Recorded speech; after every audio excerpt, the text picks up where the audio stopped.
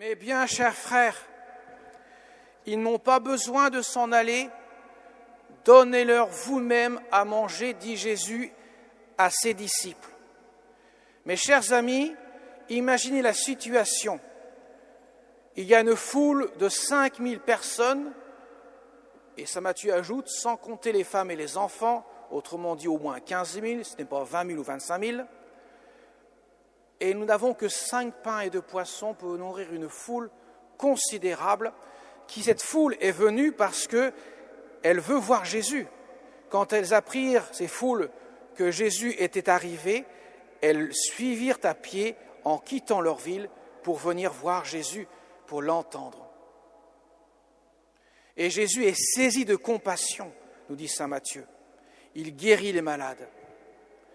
Et le soir approchant, la foule n'ayant pas de nourriture, les disciples commencent à s'inquiéter.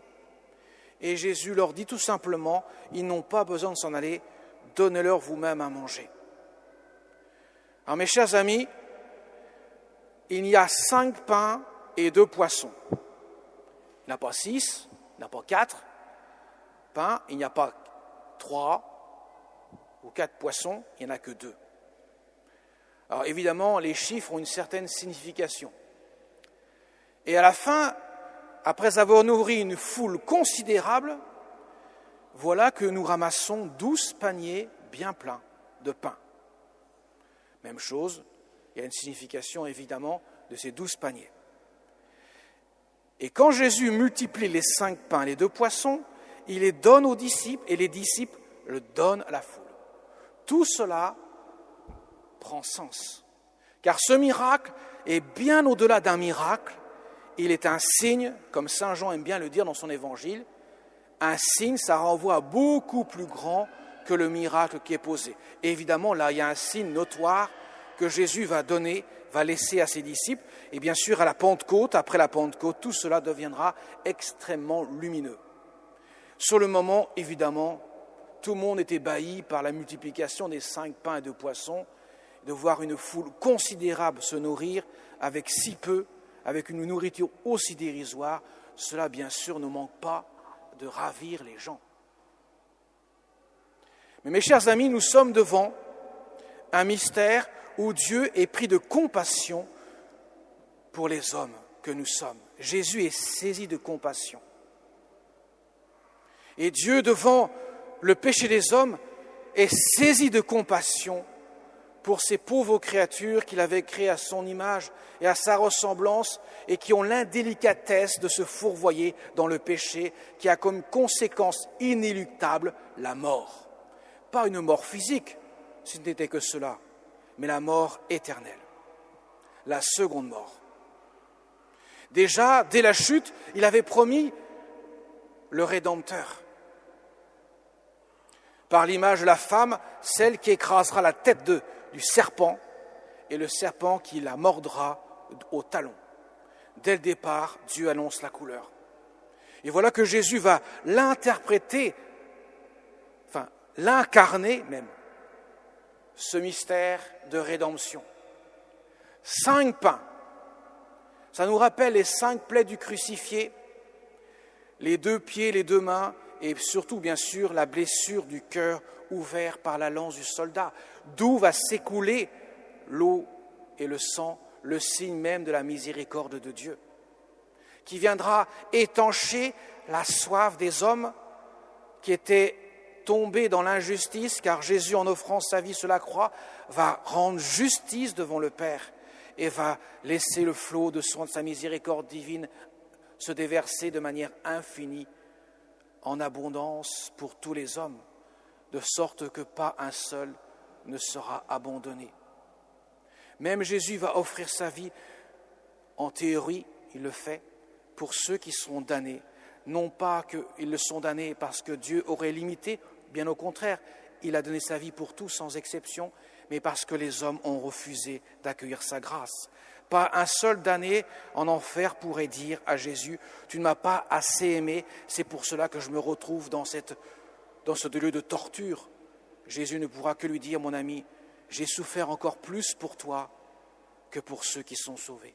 Mais tu n'as pas voulu m'écouter, tu n'as pas voulu accueillir ma grâce. » Les 5 pains sont la traduction même de la miséricorde de Dieu. Les 5 pains expriment la puissance de la miséricorde qui vient relever la créature déchue, tombée dans les abîmes de l'enfer, pour l'élever jusqu'au ciel, dans l'éternité. Mais cela n'aurait pu être possible si cet homme qui est Jésus n'avait été qu'homme et non pas Dieu et homme. C'est cela les 2 poissons. Ça signifie la double nature du Christ. Il est Dieu et homme. Il est Dieu parce que sans Dieu, rien ne peut se faire. Aucune puissance de rédemption ne peut opérer. La divinité est la puissance même qui opère. Et en même temps, l'humanité était nécessaire, car comment offrir une vie en sacrifice par amour? Dieu ne peut souffrir. Il est parfaitement heureux. Il est éternellement en acte de gloire. C'est en s'associant à l'humanité, en se faisant homme dans le sein de la Vierge Marie, en prenant corps et âme, qu'il peut ainsi offrir son humanité pleinement pour le salut des hommes. C'est le signe même des 2 poissons. Il est Dieu et homme à la fois. Puisqu'il est Dieu et homme à la fois, il peut ainsi opérer de manière efficace le mystère de la rédemption et ainsi nourrir la foule innombrable des hommes sans qu'il ne leur manque rien. Au contraire, il y a une telle surabondance qu'on va ramasser 12 paniers bien pleins. Mais que fait Jésus avec ces 5 pains et 2 poissons? Il ne se contente pas de les donner directement à la foule, il les donne aux disciples qui, eux, vont les donner à la foule, car c'est par les apôtres, colonnes de l'Église, sur lequel est bâtie l'Église, l'épouse du Christ, mystère incomparable du mystère du don total du Christ à son épouse l'Église, qui est signifié par les disciples, les apôtres, qui seront chargés de donner les moyens du salut à tous. Les sacrements seront donnés par les apôtres et les disciples du Christ. C'est par eux que Dieu va pouvoir ainsi opérer dans chacun des cœurs, fortifier par la grâce donnée et ainsi permettre à tous de pouvoir vivre de la miséricorde de Dieu.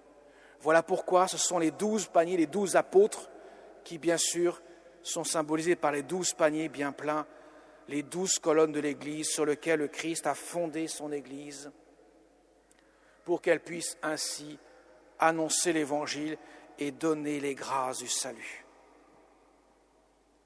Vous voyez, tout est dit ou tout est annoncé à travers cet événement que le Christ va opérer ce jour-là. Ça dépasse de très loin la simple nourriture terrestre dont les hommes peuvent avoir besoin. Cela comble les cœurs. Dieu ne vient pas seulement donner du pain pour notre corps de chair. Il vient donner le pain de vie, autrement dit sa vie même. Ce que nous recevons dans la Sainte Communion, dans le mystère même de l'Eucharistie, où le Christ donne son corps et son sang, son âme et sa divinité, pour que nous puissions vivre de sa vie.